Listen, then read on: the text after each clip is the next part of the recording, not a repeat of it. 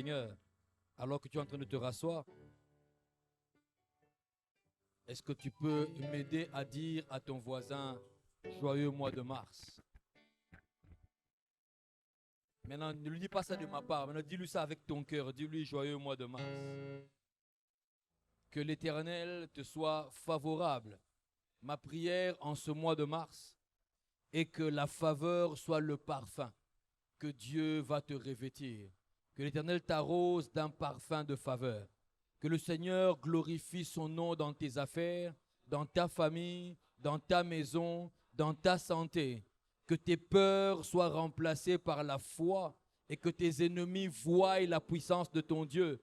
En ce mois de mars, je prie afin que la main de l'ennemi ne teigne pas, en quelque manière que ce soit. Je prie au nom de Jésus qu'en ce mois de mars, la prospérité soit ta part, l'épanouissement soit ta part, la grâce soit ta part. Que les chemins qui étaient tortueux puissent s'ouvrir, que ceux qui étaient loin puissent se rapprocher, ceux qui étaient perdus puissent être retrouvés, et que toute grâce excellente et que tout don parfait vienne d'en haut du Père des Lumières et t'atteigne dans ta vie au nom de Jésus. En ce mois de mars, je prie afin que tu voies les effets de tes prières. Je prie afin que tu voies la concrétisation de tes projets. Je prie afin que tu voies la manifestation de ce que tu es en train d'attendre de la part du Tout-Puissant. En ce mois de mars, je prie afin que ta foi soit ferme. Je prie afin que ta croyance soit ferme. Je prie afin que ta vie soit ferme, inébranlable sur les fondements qui est Jésus-Christ. Et que dans tout ce qui va se passer dans ta vie, dans ce mois de mars, tu sois proclamé plus que vainqueur par celui qui t'a aimé, notre Seigneur Jésus-Christ. Si j'ai parlé à quelqu'un, si j'ai parlé à toi, tu peux recevoir cela par la foi en me disant Amen. Gloire au nom de Jésus. Et ce mois de mars est merveilleux. C'est un mois merveilleux, un mois magnifique, un mois dans lequel, je vous l'ai dit, le Seigneur va répandre la faveur comme un parfum, comme un parfum. Et la particularité du parfum, c'est que la personne qui met le parfum, elle sait où est-ce qu'elle a mis le parfum. Mais les gens autour sentent l'odeur à des mètres et des mètres. Et tu peux te rendre compte que si Dieu t'arrose d'un parfum de faveur, ça veut dire qu'il n'y a pas que ton entourage immédiat qui va te favoriser. Ça va aller au-delà. Tous ceux qui sentiront l'odeur de la faveur sur toi se sentiront obligés de se lever afin de te favoriser, même s'ils ne sont pas d'accord. Cela veut dire ceci, que si le parfum de la faveur est sur toi, ça veut dire que même ceux-là qui ont juré de ne jamais te faire du bien, ils te feront du bien sans savoir comment ils ont commencé, ni savoir pourquoi ils l'ont fait. Je relâche cette parole sur ton mois de mars au nom de Jésus. Je libère cela sur ton mois de mars au nom de Jésus. Et le parfum a une particularité, c'est que lorsque tu le mets sur ton corps, mais là où tu passes, ça envahit la pièce où tu te trouves. Je prie qu'en ce mois de mars, la faveur de Dieu, le parfum de la faveur de Dieu, envahisse tout ce qu'il y a autour de toi. Ta santé, tes affaires, ta famille, tes amis, tes études, ta maison, tout ce qui est de toi. Qu'un parfum de faveur vienne de la part de l'Éternel et les emporte avec eux. Que Dieu soit glorifié. Dieu est magnifique.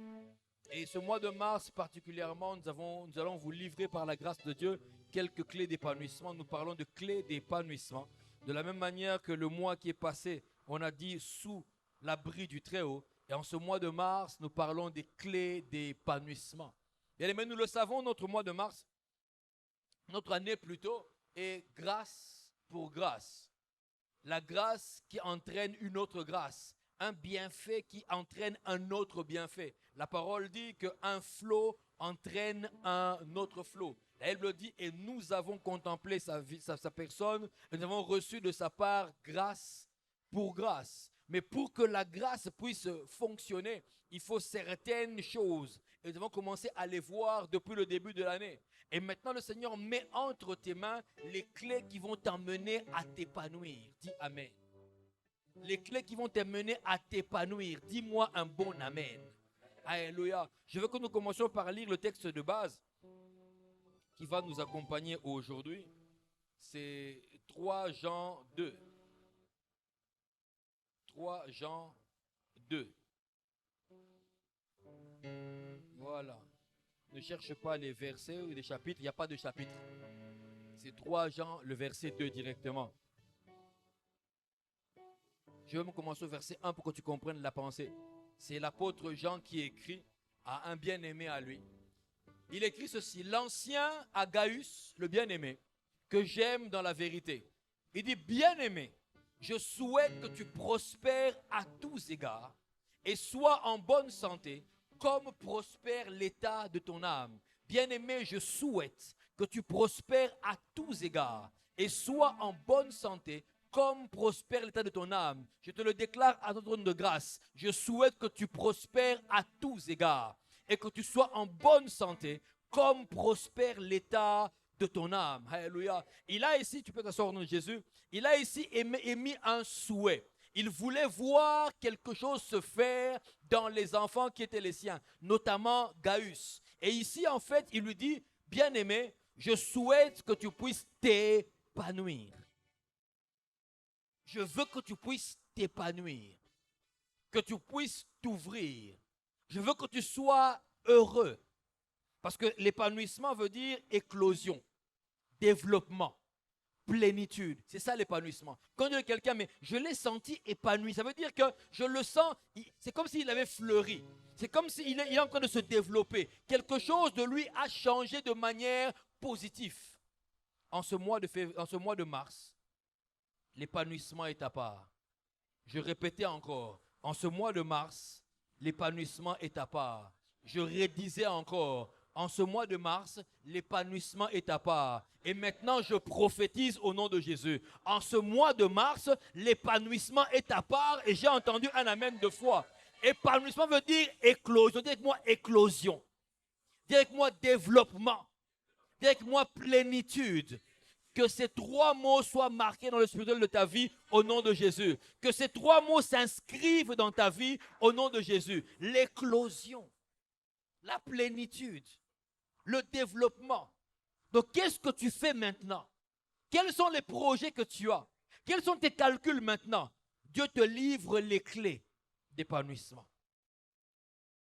Je souhaite que tu prospères à tous égards, que tu t'épanouisses dans tous les domaines de ta vie, que tu puisses être heureux, développé, équilibré, dans une plénitude, que tu puisses éclore dans tous les domaines de ta vie. J'annonce à quelqu'un qui est marié que je vois son mariage éclore en ce mois de mars, que l'Éternel étende sa main de grâce et que ceux qui étaient enfermés puissent s'éclore. Ce qui ne se développait pas va se développer au nom de Jésus. J'annonce à un étudiant que le Seigneur a mis sa main sur la part qui est la sienne. Dieu va t'accorder l'intelligence et la sagesse nécessaire afin que tu puisses t'épanouir dans tes études. J'annonce à un homme d'affaires, à une femme d'affaires, que peu importe les circonstances économiques, peu importe la politique du pays, peu importe qui on a nommé ou pas, pour toi, il y a de l'épanouissement. Ce mois de mars annonce un épanouissement, une éclosion, un développement. Tu verras ton capital aller d'un endroit à un autre. Tu verras tes affaires aller dans les débouchés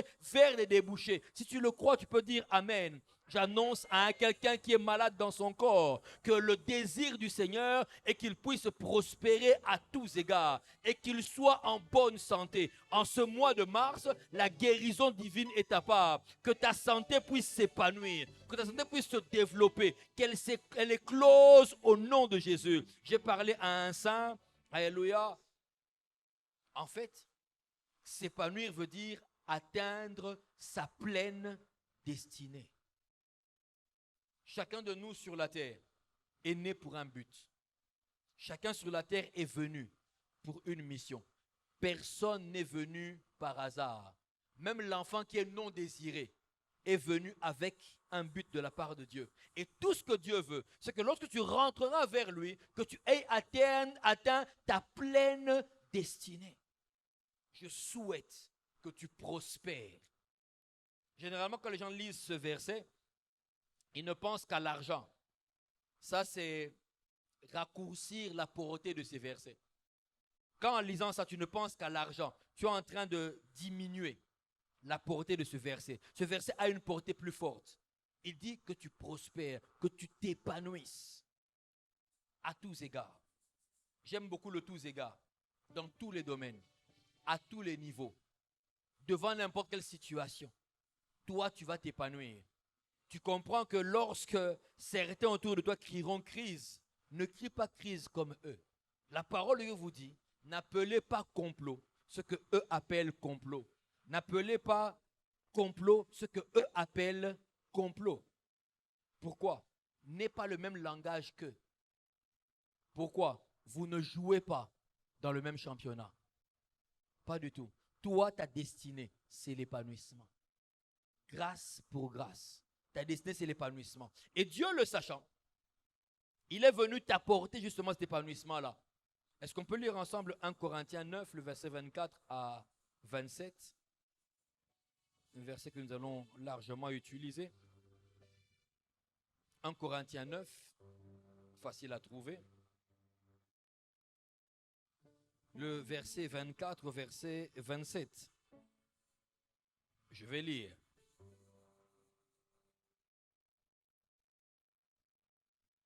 Ne savez-vous pas que ceux qui courent dans le stade courent tous, mais qu'un seul remporte le prix? Courez de manière à le remporter. Tous ceux qui combattent s'imposent une sorte d'abstinence et ils le font pour obtenir une couronne corruptible. Mais nous, faisons-le pour une couronne incorruptible. J'aime sa conclusion. Moi donc, toi donc, moi donc, je cours non pas comme à l'aventure. Je frappe non pas comme battant l'air, mais je traite durement mon corps et je le tiens assujetti, de peur d'être moi-même rejeté après avoir prêché aux autres. Bien-aimé, laisse-moi te partager. Aujourd'hui et le mercredi prochain, la puissance des objectifs. La puissance des objectifs. Bien-aimé, dans l'épanouissement, dans le développement, dans l'éclosion que Dieu t'assure déjà, parce qu'il souhaite que tu prospères à tous égards, tu as une part à faire. Ne l'oublie jamais. Dieu ne forme jamais des enfants gâtés. Il forme des hommes et des femmes responsables, comme lui-même. Dieu n'a jamais encouragé la paresse. Dieu encourage le travail. Et tu as une part à faire dans tout ce que Dieu te donne. Et dans l'épanouissement, dans l'éclosion, dans le développement, il y a une part qu'il faut que tu fasses. Et tu dois pour cela avoir, premièrement, des objectifs. Dis à ton voisin, est-ce que tu as un objectif dans la vie? Retiens qu'une vie sans objectif précis, une vie qui n'a pas un objectif précis et honorable est comme un cours d'eau dans le désert. Quand j'étais à l'école primaire, non, à l'école secondaire, dans le cours de géographie, c'est en première secondaire, notre cours de géographie, on nous a parlé des WED, O-U-E-D-E-D-S, WED, des cours d'eau qui se forment temporairement dans le désert. Les quelques rares fois où il arrive qu'il pleuve, il pleut abondamment. Les rares fois où il pleut dans les déserts, il pleut abondamment. Et ces pluies-là forment des cours d'eau très forts, avec un fort courant, qui s'étendent sur quelques mètres. Mais malheureusement, ces cours d'eau-là, même s'ils coulent, c'est temporaire. Ça finit par s'assécher. Et le sable reprend sa place.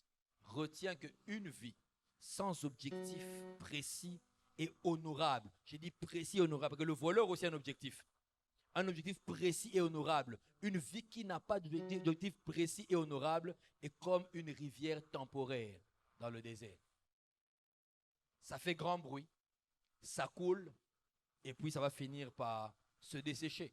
Il n'en sera pas ainsi pour toi dans le nom de Jésus. Alléluia.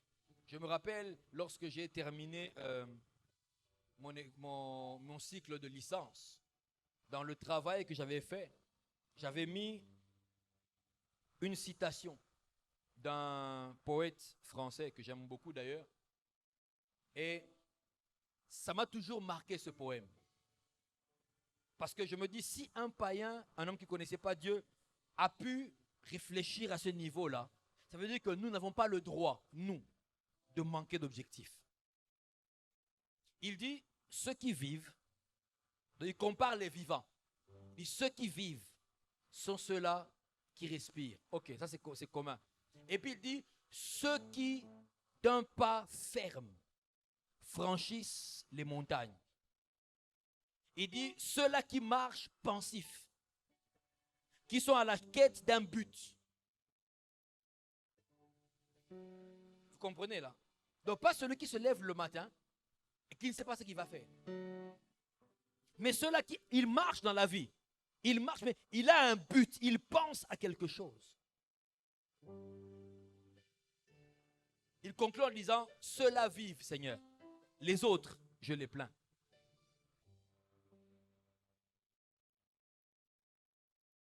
La puissance des objectifs. Quand tu n'as pas un objectif dans la vie, tu as raté ta vie. Quand tu n'as pas un objectif dans ta vie, tu as raté ta vie. Comme dans la journée. Quand tu n'as pas un objectif dans la journée, tu as raté la journée. Tu feras plein de choses inutiles. Malheureusement, les gens remplissent leur journée par des choses inutiles qui ne vont rien rapporter. Imaginez un homme qui, dès le matin, se met à boire. C'est son droit, c'est son argent. Il a le droit de dépenser son argent comme il le veut. Mais dès le matin, il commence à boire. Elle me dit, malheur à vous qui, dès le matin, courez vers les boissons enivrantes. Dès le matin, lui, il boit. Il commence à faire la fête jusque tard la nuit. Je vois même parfois quand je passe dans certaines rues, comment des jeunes sont attablés et leur honneur, c'est que l'on voit plusieurs bouteilles sur la table. Qui a déjà vu cette image-là? Qui a déjà vu ça? Plusieurs bouteilles. Ils sont à 5 ou 6. Plusieurs bouteilles. Leur gloire est que les gens en passant se rendent compte qu'ils sont capables d'acheter la boisson la plus chère. Et ils sont heureux. Ils sont contents. D'ailleurs, si vous sortez d'ici, pas loin, en partant, pas loin d'ici, vous les trouvez. En fait, qu'est-ce que cela va te rapporter demain? Celui qui a un objectif, il taille son présent en fonction du futur. Qu'est-ce que j'ai dit?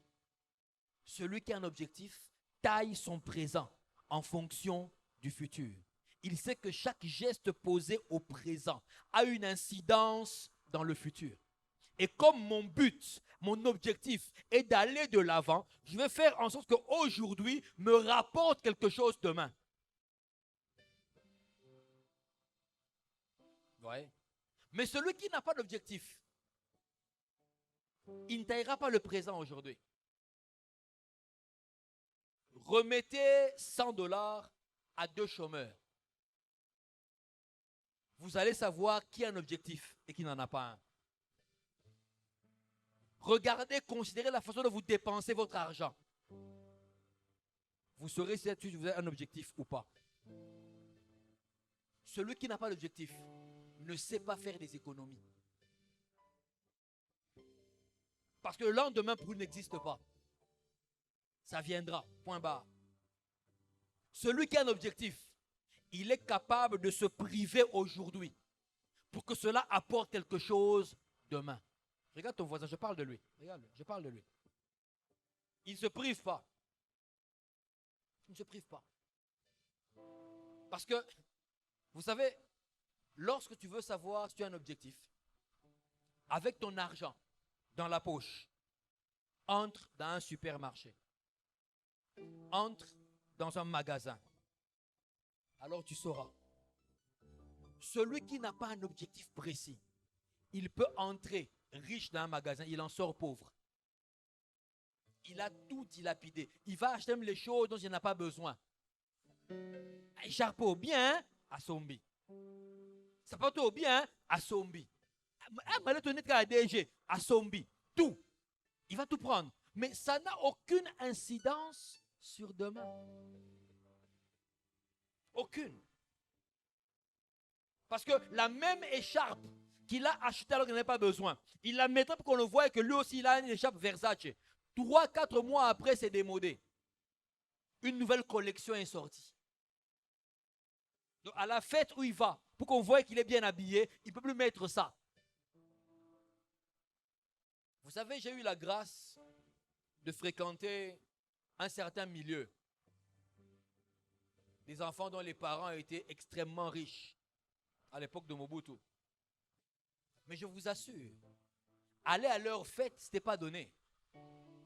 C'était pas donné. C'était pas donné. Je me rappelle d'une fois où je me suis senti très humilié. Très alors. J'étais en première secondaire. Et on a été invité à une boum chez une de nos amies. Et on est parti. À l'époque, les gens commençaient à faire attention aux marques des vêtements. De les années 85, 84, 85, par là, 83, 84, 85. Et je revois encore, j'avais un gilet Valentino, gris. La marque de Valentino, c'est un taureau. Valentino gris, j'avais ça. Moi, j'étais heureux de porter. J'ai mis, je me suis dit, bon, là, ça va. Mon miroir m'a dit 10 sur 10. Ma pensée m'a dit 11 sur 10. Ma démarche m'a dit 12 sur 10. Et je suis parti à la fête. À peine entré, je saluais les amis. Il y en a un, son père était général à l'époque. Regarde, il me dit, ah mais c'est beau, hein? Je dis, ah, tu as remarqué? Oui, sauf que c'est la collection passée.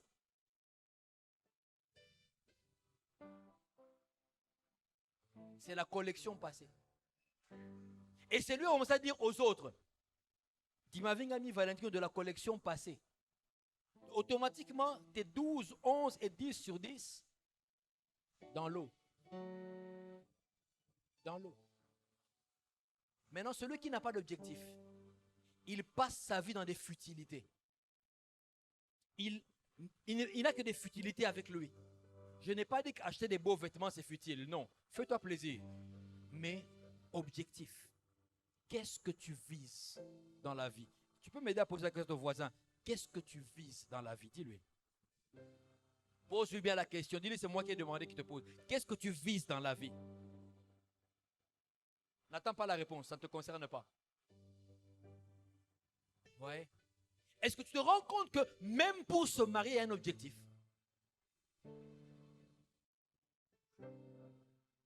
Il y en a qui veulent se marier pour se marier. Nabala kaka. Boule poussane.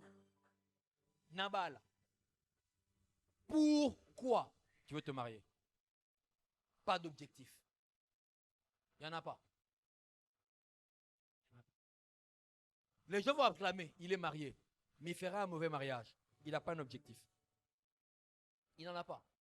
Tu veux avoir des enfants, d'accord, mais pour quel objectif? Qu'est-ce que tu vises? Il y en a qui visent juste avoir des enfants. Que l'on sache, je suis fertile. Comme disait quelqu'un que Arte et moi nous connaissons, dit, les boumous, bananioso, faut babima, bananioso, faut babima. Babimi fait. Mais pour quel résultat? Pour quel résultat? Bien aimé, quand tu as un objectif, tu as une puissance entre tes mains. Quand tu as un objectif, tu as une puissance dans ta vie. Et l'objectif t'aidera à percer. Quand tu as un objectif, tu es prêt au sacrifice. Tu es prêt au sacrifice. Pourquoi? Je vais là-bas. Donc, tout ce qui m'empêchera d'y arriver, j'écarte. Où vas-tu? Je vais là-bas. S'il faut que je tourne, que je retourne, j'ai un objectif là-bas. Et je dois l'atteindre. S'il y a un fleuve, je passerai à la nage. Mais je dois l'atteindre. S'il n'est pas impossible, je vais chercher un pont quelque part. Mais je dois passer. Mon objectif n'est pas de m'arrêter là. Je dois aller là-bas. Paul dit, moi donc, je ne cours pas comme à l'aventure. Tu comprends maintenant? Donc, Paul avait un objectif. Il ne fait pas les choses à la vaille que vaille. Je ne prêche pas pour rien. J'ai un objectif. Je ne frappe pas comme battant l'air. Bien aimé, j'ai déjà vu des boxeurs s'entraîner. J'en ai déjà vu. Ils s'entraînaient seuls. Tout seul. Il esquive des coups dans le vide. Tout seul. Il s'entraînait. 1 heure, 2 heures d'entraînement. Quand il a fini, il est essoufflé. Il est fatigué. Il a transpiré. L'énergie est partie. Et il prend sa serviette de bain, il s'assoit. Il respire. Qu'a-t-il gagné? Rien. Rien. Il a dépensé autant d'énergie que sur un ring. Mais il n'a rien dépensé. Il n'a rien gagné. Il a frappé comme battant l'air. Ça, c'est l'entraînement. Comme battant l'air. Il y en a qui mènent leur vie comme battant l'air. Demande à ton voisin, est-ce qu'on parle de toi? Est-ce qu'on parle de toi? Ils mènent leur vie comme battant l'air. Ils mènent leur vie comme à l'aventure. Pas d'objectif. C'est ce qui fait que tu vas à l'université sans savoir pour ce que tu veux faire. Tout ce qu'on t'a appris, après le bac, après la 6e, on va à l'université. Alors tu y vas. Tu y vas, simplement, c'est tout. Pas d'objectif. Mais celui qui en a un, il commencera par voir quelles sont mes forces. Fort dans les branches mathématiques, fort dans la physique, je n'irai jamais en droit. Je n'irai pas en droit. C'est une perte de temps. Moi, je me rappelle quand j'entrais à l'université, le formulaire qu'on avait 2 choix. Il y avait un premier choix de faculté, et puis on te demandait un second choix, au cas où dans la première, ça ne marche pas. Moi, dans les 2 choix, j'avais mis droit. Je ne peux pas oser m'aventurer en médecine. Si j'étais allé en médecine, je serais encore à l'étude maintenant. Je suis sûr. Je serais encore aux études maintenant. Pourquoi? Je connais mes capacités et puis je connais quel ce que j'avais comme objectif. Devenir avocat. J'ai un but à atteindre. J'ai un objectif à atteindre. Alors, je vais dresser les choses au présent pour atteindre mon but dans le futur. Pas me fourvoyer parce que tous les amis sont allés à l'IEC. Nous aussi, on va à l'IEC. Tu ne sais rien des calculs. Rien. C'est le manque d'objectif qui fasse qu'en te levant le matin, tu n'as pas de programme. Tu n'en as pas. Et tu es jeune, mais tu n'as pas de programme. Tu es mère de famille, père de famille. Tu n'as aucun programme. Tu ne sais pas comment ta journée doit se dérouler. Tu n'as rien prévu. C'est comme cela, quand tu n'as pas de programme, on va t'imposer un programme. On t'en imposera un. L'ami qui viendra te dira qu'il va en ville, tu l'accompagneras. Ah, dans mon avis, le PK là, on a modifié des bâtiments. Il n'y a qu'un hôtel là. Tu vas au hôtel. Lui, il va pour son cop. Il entre dans un bureau, il te dit, attends-moi. Assommez-le au sucré. Toi, tu l'attends. Na Alda, homme la sucré. Non, j'attends mon ami Prince, il arrive. Il est dans un bureau. Et quand il a terminé, vous sortez. C'est le manque d'objectif qui fait que tu es derrière tous ceux qui viennent de l'Europe. Le manque d'objectif. Non, pasteur, non, je ne viendrai pas à l'église pour que dans la vie, je serai absent à l'église parce que je dois être avec lui. Pour faire quoi? Son chauffeur. Tout ce que tu as à faire dans 3 semaines qu'il sera là, tu fais son chauffeur. Tu es malheureux. Après, qu'est-ce qu'il va te donner? Un complet cuir, des bottes, et puis un $20. Tu es malheureux. Tu es malheureux. Quand tu n'as pas d'objectif, tu commences à emprunter la vie des autres. Pourquoi tu n'as pas d'objectif? Tu empruntes la vie des autres.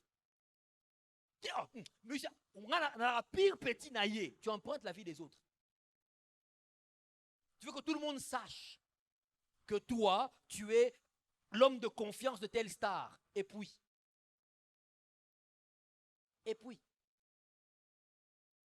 même quand tu es engagé ou là où tu travailles, quand tu n'as aucun objectif, crois-moi, tu vas tourner en rond dans ta carrière. En rond. Pourquoi? Tu vas te contenter de ce que tu as. 15 ans, 20 ans, $230 de salaire. Tu es là, tu ne bouges pas. Il y en a qui ne démissionnent jamais. Parce qu'ils n'ont pas d'objectif. Ils ne visent pas mieux. Les 130 là qu'il avait, depuis 7 ans, 130, il est là. Il ne pense même pas postuler ailleurs. Il n'a aucun objectif dans sa carrière, aucun. Il se voit fonctionnaire jusqu'à la fin de sa vie. Et il est heureux comme ça, il est peinard, sans objectif. Combien de personnes se voient en bon locataire, mais ne sont jamais imaginées en propriétaire? Combien? Non, avec le peu que je gagne, je ne pense pas que... Non, j'ai un objectif. J'ai un objectif. Je dois l'atteindre. Et je vais l'atteindre. Ma prière est que dans ta vie, tu atteignes chacun de tes objectifs. Que la grâce te soit faite en cette année et en ce mois de mars, que tu puisses atteindre tes objectifs au nom de Jésus. C'est important. Chaque objectif atteint est une victoire. Une victoire qui t'avance. Une victoire. Tu as atteint, ok, maintenant prochain objectif, celui-là. Je vais encore l'atteindre. Et puis prochain objectif. Et tu vas de gloire en gloire. C'est l'homme d'affaires sans objectif qui ne diversifie pas ses activités. Pas l'objectif. Ateka en Fumbwa. Boye baye 12 ans. Ateka en Fumbwa. Elle est là. Aucune diversification. Celui qui n'a pas d'objectif n'ose rien. Il n'ose rien. Parce qu'il ne veut pas déranger son petit train-train habituel. Il n'ose rien. Rien du tout. Quand il fallait déplacer mes enfants de l'école où ils étaient avant pour les mettre dans l'école où ils sont maintenant, il a fallu penser à un objectif. Ok, on les enlève ici. On les met là. D'accord. Pourquoi? Elle et moi, on a toujours un maître mot. Nous voulons que nos enfants soient des citoyens du monde. C'est l'objectif. Ils doivent être citoyens du monde. Or, pour l'être, qu'est-ce qu'il faut faire? Connaître l'anglais. Chabana. On va faire ce qu'on a à faire. Dieu va montrer sa grâce, mais Chabangwa. Un objectif. On sait déjà, tout ce que nous voulons, c'est que dans les 10 ans, dans les 15 ans, dans les 20 ans qui viennent, que nos enfants soient citoyens du monde. Parlant au moins 2 langues. Ouais. Il y a un objectif. Mais celui qui nous regarde dit, mais ça qui est bien à Wate, tu as combien là? Non, on a un objectif. Même en élevant les enfants, il y a un objectif. Et non pas comme certains vous disent, Bana, bakola na mpepa nzambe. Qui connaît l'expression? Hein? Te bakola na mpepa nzambe. Sans objectif. Une amie commune, Arte, moi, nous disait ça. Il dit, tant que saka masango ezali, saka fouevani, nakobota nanga sans objectif.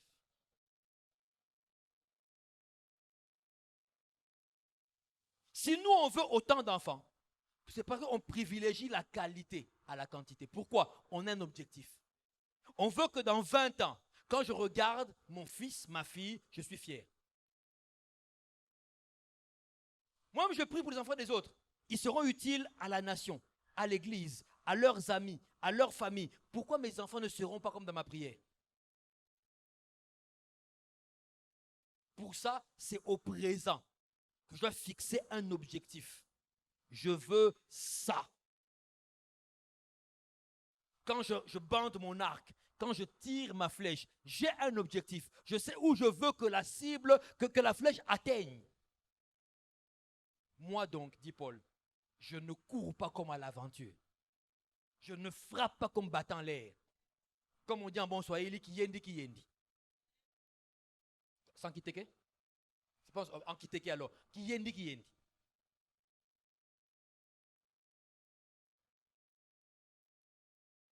Il y a des chrétiens, sans objectif. Sans objectif. Et je l'ai souvent vu.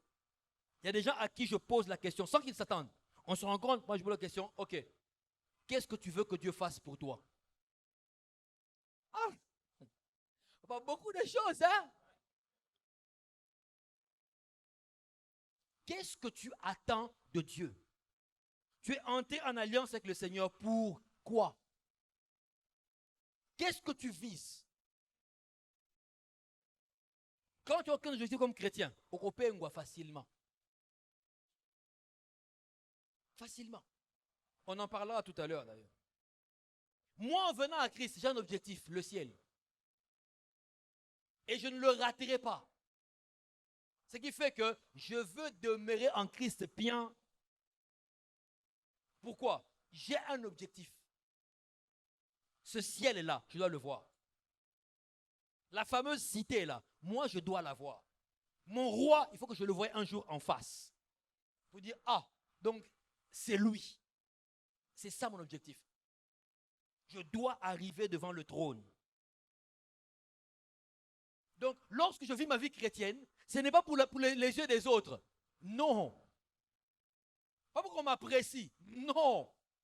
Non, non, je prêche pour qu'on puisse m'apprécier. Même si tu n'acclames pas, moi j'ai un objectif. Les âmes doivent être reconnectées à la grâce de Dieu. Je prêche pour un objectif. Ce qui fait que je ne peux pas chercher à t'impressionner. Non. Si ce jour-là Dieu ne m'a rien dit, je ne te dirai rien. C'est aucune prophétie. Il n'y a aucune prophétie. Je ne te dirai rien. Pose-moi la question au voisin. Qu'est-ce que tu veux que Dieu fasse pour toi? Et souvent, quand je pose la question, je dis souvent, tu as 10 secondes. Je dis, ah, pasteur, j'ai 9. Ah, daddy, 8. Seigneur, 7. Mais je ne sais pas que je vais dire 6. Tu vas te rendre compte qu'au bout de 10 secondes, la personne ne t'a rien dit. Or, quand tu as un objectif, c'est dans ta tête. C'est permanemment avec toi. Ça bouillonne. C'est là. Ce qui fait que dès que l'ouverture est là, tu sais que voilà ce que moi je veux. Et tu saisis. Quand tu n'as pas d'objectif, tu ne vas rien faire. Rien. Rien. Quelqu'un qui n'a aucun objectif est pauvre dans sa mentalité. Quelqu'un qui n'a pas d'objectif est pauvre dans son mental. Il est pauvre. La pauvreté, ce n'est pas le manque d'argent. C'est la mauvaise utilisation de l'argent. C'est ça la pauvreté. Parce que ce qu'on t'a donné là, tu n'auras plus ça. Le riche, donne-lui 100 $. Revient quelque temps après, il a fructifié. Tu comprends que la richesse est à l'intérieur de lui. Il a un objectif. Moi, je dois dominer le marché de la tomate. Alors, qu'est-ce que je vais faire? Le pauvre, donne-lui $1 million. 1 million. Reviens 10 ans après. 10 ans après, revient. Il t'annoncera que non, il y a de cela 7 ans qu'il est redevenu pauvre. Il n'a plus rien. Plus rien. Pourquoi? Pas d'objectif. Celui qui n'a pas d'objectif, son salaire, il n'en fait rien. Il n'en fait rien. À peine il l'a. On a connu des gens comme ça avec Maman Arta. Heureusement qu'aujourd'hui, cette personne est affranchie. À peine il a son salaire, il dit à Maman Arta, bon, je vais chez Pelou Store. Il va acheter de la charcuterie, des croissants. Quand il revient, il a des écouteurs tout neufs. Il a une paire de baskets Air Jordan. Sans objectif. C'est pas mauvais. Mais celui qui a un objectif, c'est se priver quand il le faut. Il sait se faire plaisir quand il faut et se priver quand il faut. Il sait. Dans notre vie commune, moi et mon épouse, dans le mois, souvent on a un jour où on se lâche. On dit bon là, aujourd'hui là, on se lâche.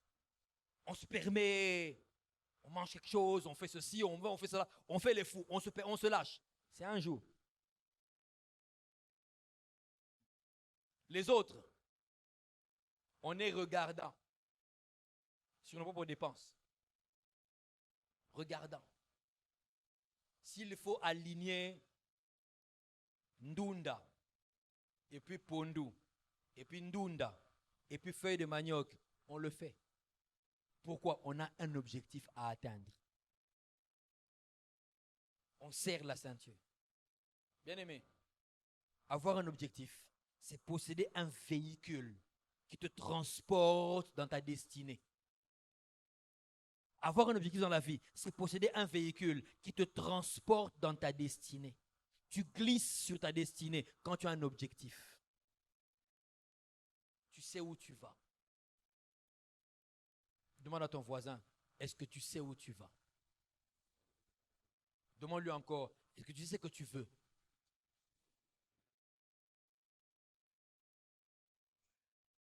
C'est ça l'objectif. Alors, laisse-moi te dire que un conseil que je te donne, répartis tes objectifs en 3 points généraux, en 3 buts généraux. Et on verra d'autres choses le mercredi prochain. Mais 3 buts généraux, dans les grandes lignes des objectifs que tu as sur la terre. Et là, je te parle à toi qui es chrétien, qui connais le Seigneur. Ton premier but sur la terre doit être le ciel. Eh oui, grâce pour grâce. La grâce est là. Si tu veux t'épanouir, connaître le véritable développement, la vraie éclosion, la vraie plénitude, parce que des fausses, il y en a, des impressions. Le premier objectif, le premier but de ta vie sur terre doit être le ciel.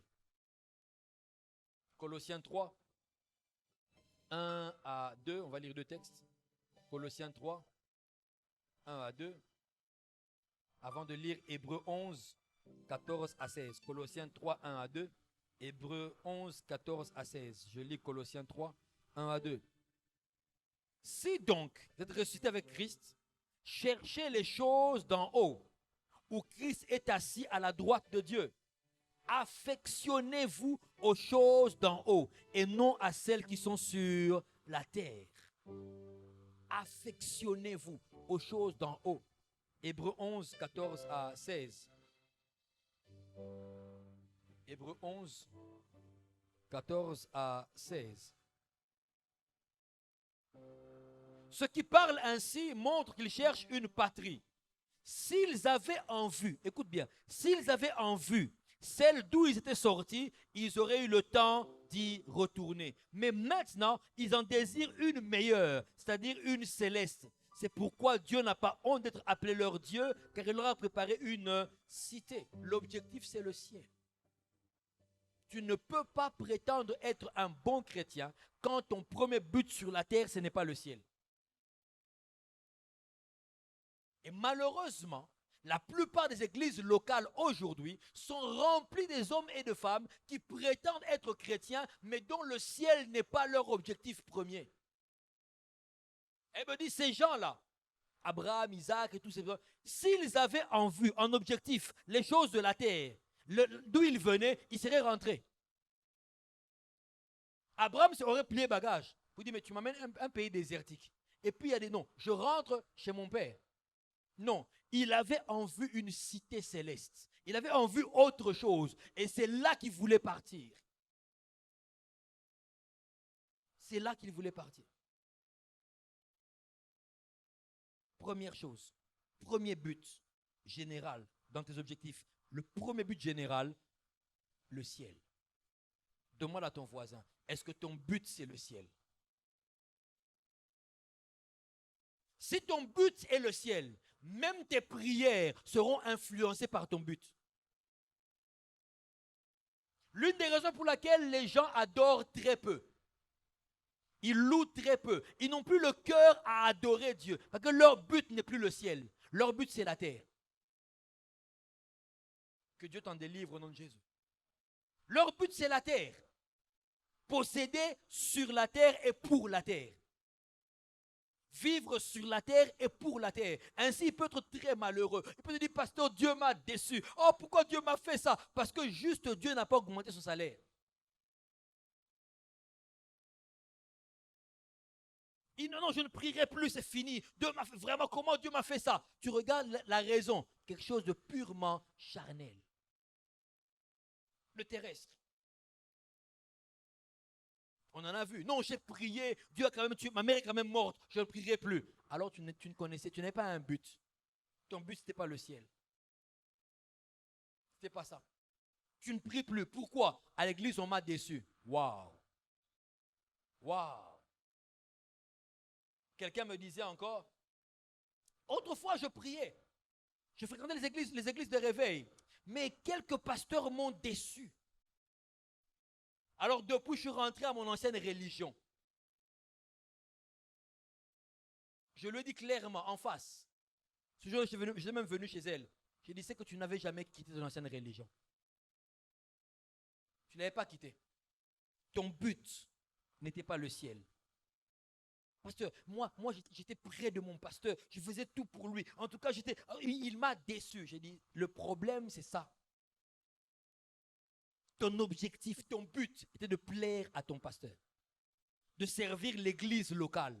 Ton but n'était pas le ciel. Ce qui fait qu'à la première occasion, on se détache sans regret, sans remords. On devient un ancien combattant. Sans regret.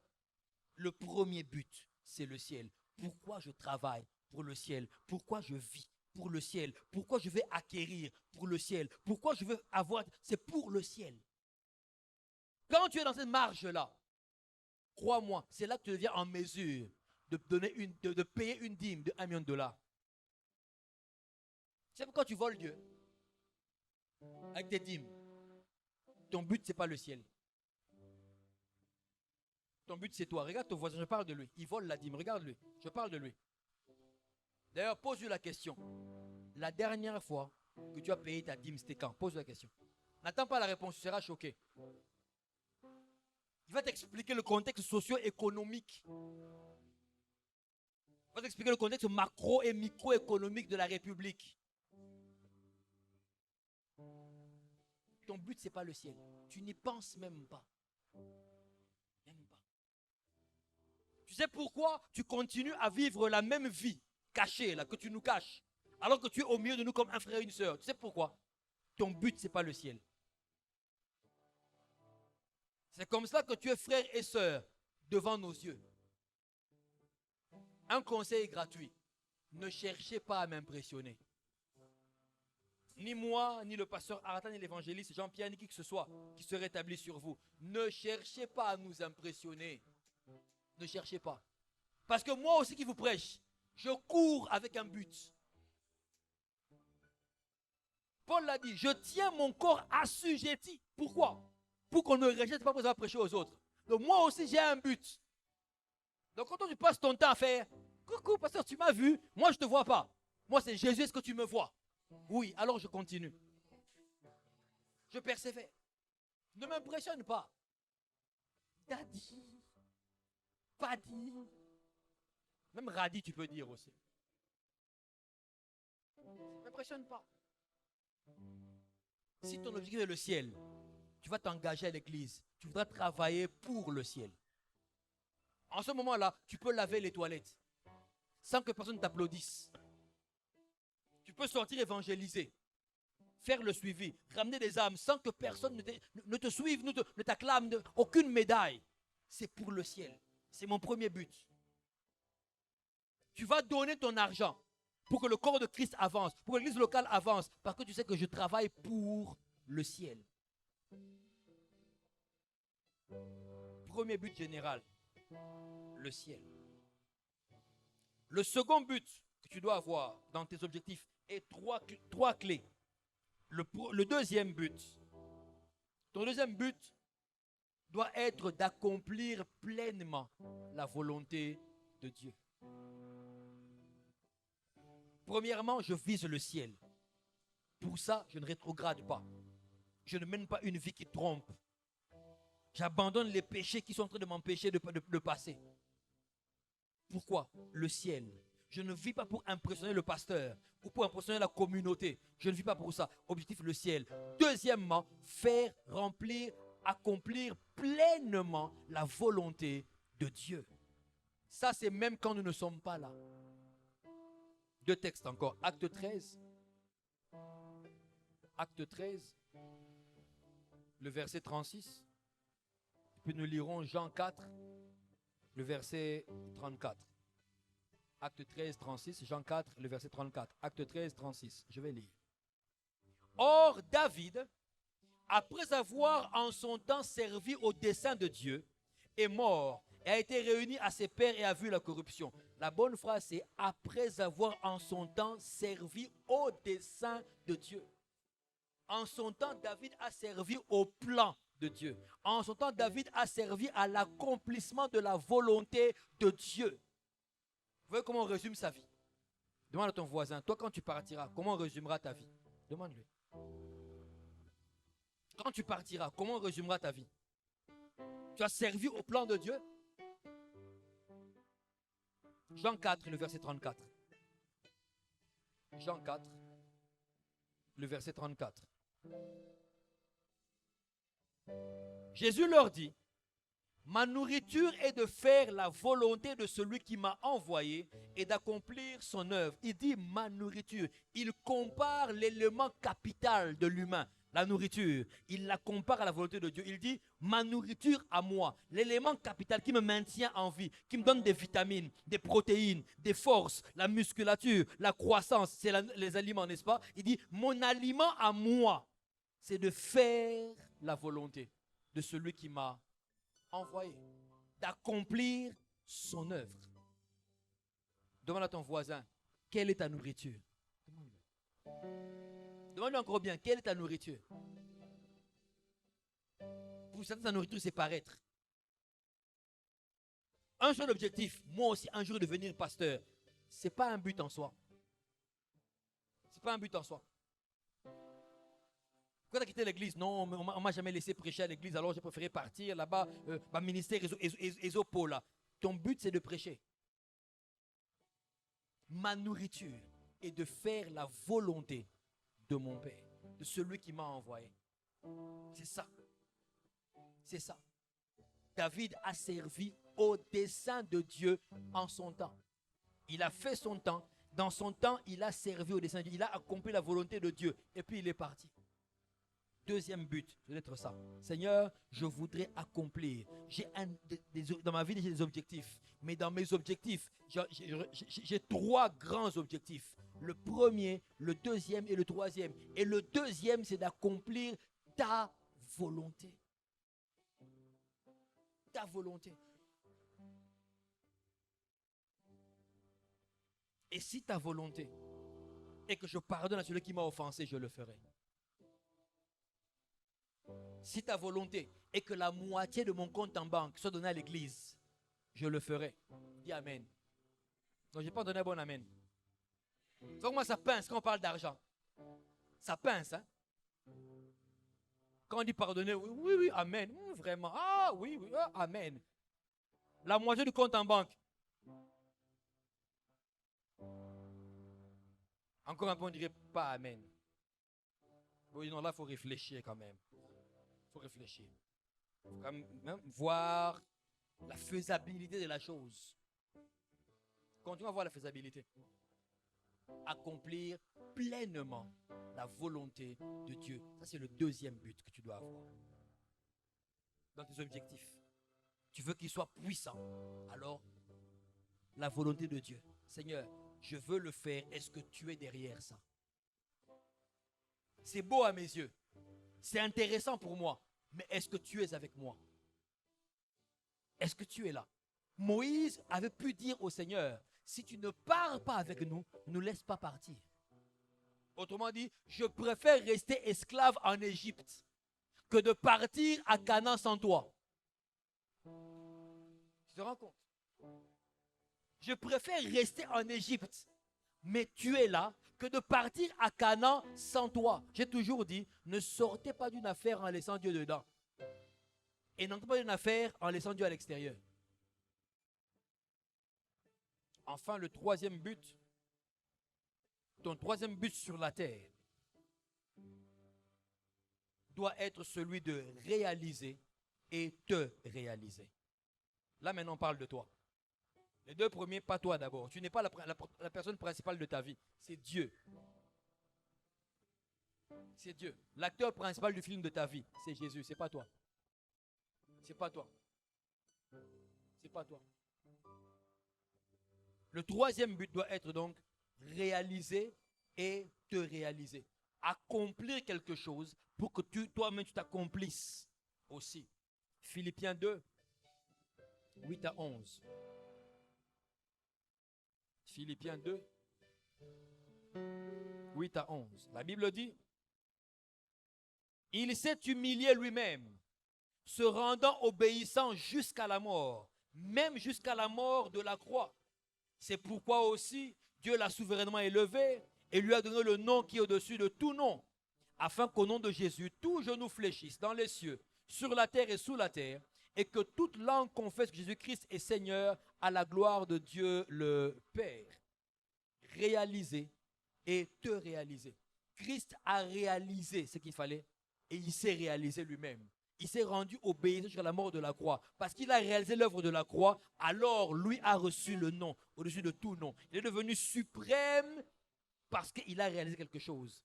Il est sur le trône de son Père parce qu'il a réalisé. Donc il est devenu l'égal du Père comme il était avant parce qu'il a fait quelque chose. Ton troisième objectif dans la vie doit être réaliser quelque chose et te réaliser toi-même. C'est là qu'on revient à la généralité que j'ai commencé au début. Objectif. Tu dois pouvoir faire quelque chose. Bien-aimé, soyez de ceux-là qui refusent de mourir en ne laissant rien sur la terre. Soyez de ceux-là qui refusent de partir sans trace sur la terre. Réalise quelque chose et réalise-toi en faisant la chose. Atteins ton objectif en faisant la chose. Réalise-toi. Tout le monde n'a pas le même but. Tout le monde n'a pas les mêmes capacités. Tout le monde n'a pas la même destinée. Mais chacun de nous peut réaliser quelque chose et se réaliser dans la vie. Chacun le peut. De la femme ménagère jusqu'à la femme DG. Du garçon de course jusqu'à l'avocat. Du médecin jusqu'au maraîcher. Chacun peut réaliser et se réaliser. Mais quand tu n'as pas un objectif, tu ne feras aucune réalisation. Aucune. Quand la Bible dit, assurément, ce sont les parents qui amassent pour les enfants. Ça veut dire quoi? Que tu dois partir d'ici en laissant un héritage à tes enfants. Je ne parle pas que du potentiel matériel, maison et autres. Vous savez que même la conviction est un héritage. Tu laisses sur la terre des hommes et des femmes intègres et honnêtes. Nous sommes à l'image de notre papa, de notre maman. Tu as laissé un héritage. Soyez de ceux-là qui refusent de partir sans réaliser. Refusez ça. Refusez ça. Soyez de ceux-là qui, lorsque vous allez partir, que plusieurs personnes vous regrettent. Et non pas bon débarras. Vous connaissez ce genre de cousin-là dont on est content d'apprendre la mort? Vous le connaissez, non? Il y a Jeff Akoufi. Ah! Merci Jésus. Eh! Topema. Pour mouiller, Dieu est qui wana. Je vous le dis. Je vous le dis. J'ai eu un camarade dans mon enfance, ici à Bandal. On a joué au foot ensemble à l'école Saint-Jean. Parce que j'ai grandi à Sinkin. On a joué au foot ensemble à l'école Saint-Jean, à l'école Saint-Michel, de l'autre côté là-bas. Comment on appelle ça? Mamelo, qu'on appelait ça là-bas. On a joué sur le terrain de Saint-Cassien, ici. On a joué au football. On était petits. Et puis on a grandi. Chacun a pris sa voie. Lui est devenu un voleur. Un très grand voleur. Et un assassin. Ils avaient un groupe. Il y avait lui, il y avait un autre qui s'appelait Michel et puis d'autres personnes. Un groupe comme ça. Des grands bandits. Ils sont allés faire un coup quelque part un jour. Ils ont amassé de l'argent. Et ils sont allés vers le fleuve pour partager le butin. Ils ont eu un problème dans le partage. Vous savez qu'est-ce qu'ils ont fait? Ils ont pris un de leurs amis, celui qui semblait leur poser problème. Ils l'ont déshabillé. Ils l'ont laissé en caleçon. Ils ont dégoupillé une grenade. Ils ont mis dans le caleçon et ils l'ont poussé dans le fleuve. Il est mort explosé. Et le bruit a alerté les militaires de Kanchachi. C'est comme ça qu'on les avait arrêtés. Et ils étaient en prison. Condamnés à mort, en prison. Quand l'AFDEL est entré, 97, ils sont échappés avec tous ceux qui étaient sortis.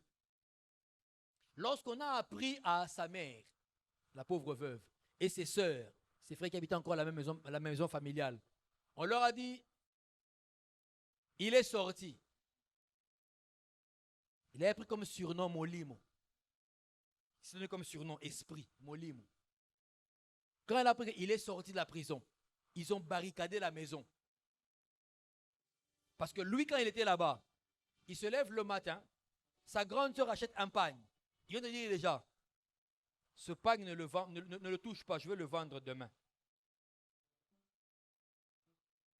Et quand il revient et le pagne n'est pas là, il va te tabasser.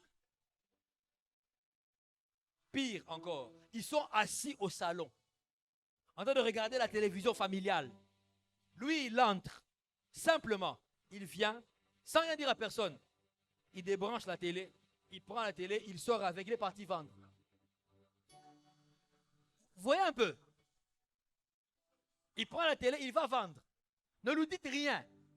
Donc, vous restez assis comme si rien ne s'est passé. Continuez à regarder. Et il sort, il va. Quelqu'un attendait dehors. Et il donne la télévision. On donne l'argent. Il compte, il met dans la poche. Il passe. Et quand il avait été mis en prison, une personne de leur équipe avait été libérée parce que la famille a payé une caution. Lui s'est fâché. Pourquoi est-ce qu'on n'a pas cotisé pour payer sa caution à lui? Il a dit, le jour où il sortira de la prison, il va tous les tuer. Tous. Et vous êtes condamné à mort. Mais il avait la foi qu'un jour on le sortirait de la prison. Mais c'est un homme pareil, on vous dit, il est sorti. Et il est venu à la maison, barricadé. Ils ont même mis des bois. Ils ont tout fermé. Il sort de là. Même pas une semaine. Il réorganise sa bande. Pour profiter du désordre que l'AFDEL avait créé pour commencer à voler, à piller. Et un d'eux, Michel, justement celui qui parlait avec moi, c'est lui qui est venu me parler le matin. Ils sont allés piller quelques magasins et boutiques de l'autre côté, vers l'actuelle Galaxie. Ils ont volé un pick-up, ils ont mis la marchandise dessus et ils remontaient sur la grande route. Pendant qu'ils remontaient la grande route la nuit, les patrouilles des Kadogo passaient. On les a interceptés. Eux avec leurs armes. Michel a eu la vue sauve parce qu'il s'est caché. Et eux ont les mains. Et ils ont commis la bêtise. Il y en avait un de leurs qui avait son Kalachnikov sur le thorax. Et comme il a vu trop de films, il a levé les mains. Il a cru il s'est dit que quand les Kadogo vont approcher, il va tirer. Or, les Kadogo avaient une précision diabolique. Et il a attendu quand il s'approchait, il a voulu tirer. On lui a tiré dessus. La balle lui a enlevé toute la tête, la partie de la tête. Tout ça est parti. Ils ont commencé à tirer de part et d'autre. Il y avait un qui a voulu fuir, on lui a tiré dessus. Il est mort en tenant ses intestins. Ceux qui étaient allés voir ces morts-là, ils avaient vu par terre. Et lui, il a tiré sur quelques militaires, il a commencé à fuir en direction du pont. Ils l'ont suivi. On l'a rattrapé. On l'a tabassé. On lui a lié les pieds avec une corde. On a attaché la corde au véhicule. On lui a enlevé la chemise. Et ils ont roulé avec lui.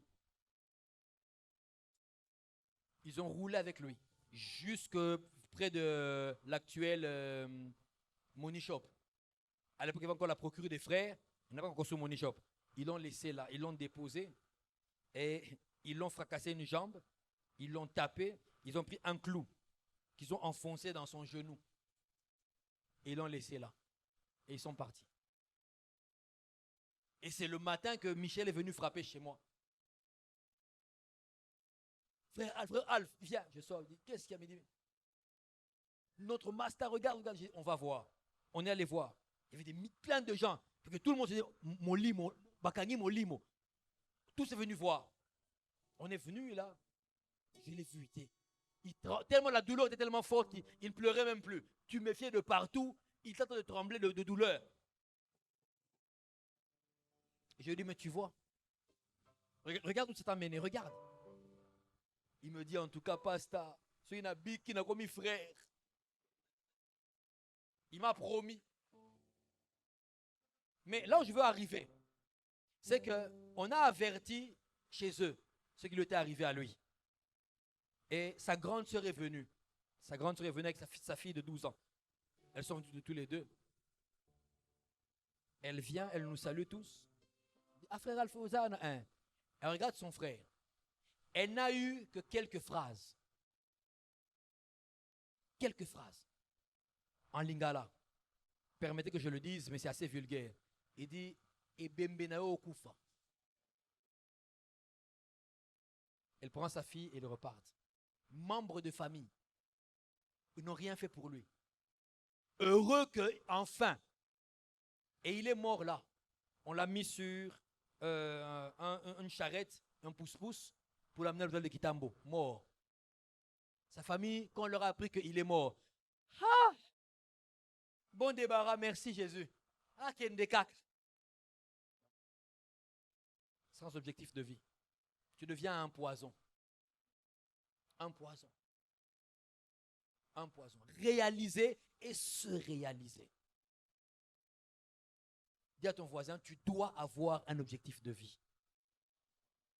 Dis-lui cette année, c'est grâce pour grâce. Mais tu ne toucheras pas la grâce sans objectif. Et un objectif. Le voisin dit merci pour le conseil. Maintenant, lève-toi, on va prier.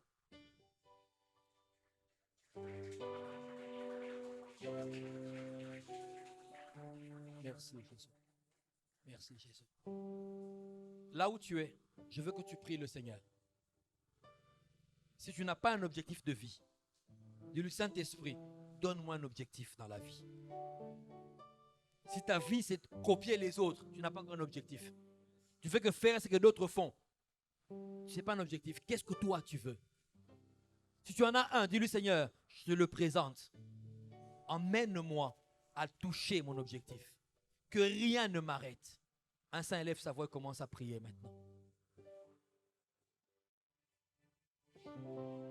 Commence à prier.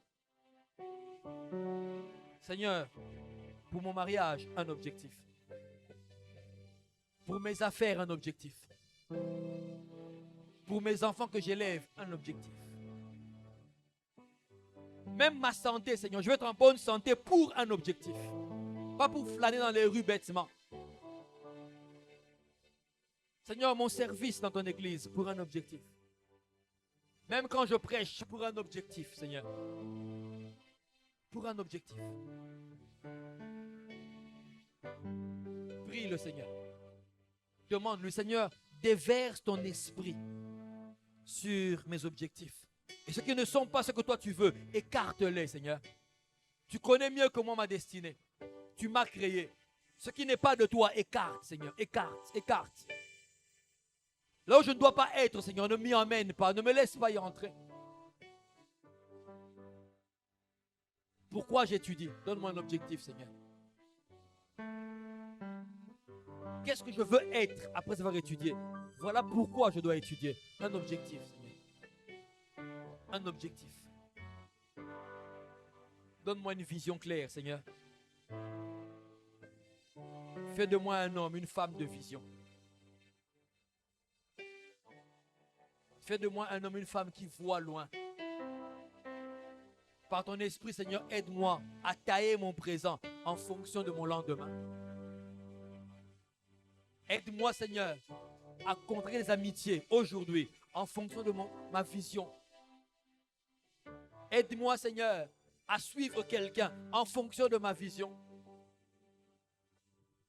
Aide-moi, Seigneur, à étudier, à travailler, à acquérir à vendre, à échanger, à faire tout ce qu'il faut en fonction d'un objectif.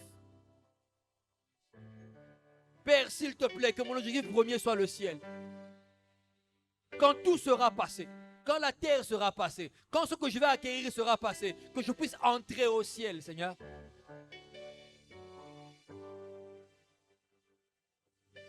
Demande cela au Seigneur.